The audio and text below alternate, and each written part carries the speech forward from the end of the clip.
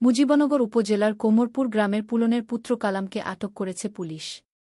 মুজিবনগর থানার ওসি মিজানুর রহমান জানান, গতকাল অভিযান চালিয়ে সিআর ৫৫২২২ মামলার ওয়ারেন্টভুক্ত আসামি উপজেলার কোমরপুর গ্রামের পুলনের ছেলে কালামকে গ্রেফতার করে পুলিশ।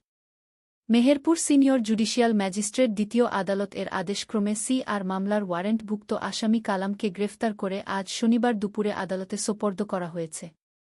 মুজিবনগরে সিআর মামলার এক ওয়ারেন্টভুক্ত আসামিকে গ্রেফতার করেছে মুজিবনগর থানা পুলিশ। মুজিবনগর খবরে নিউজ পেতে যোগাযোগ। আসফারুল হাসান সুমন, উপদেষ্টা সম্পাদক, মুজিবনগর খবর.com, মেহেরপুর। নিউজের জন্য যোগাযোগ মোবাইল 017222266606।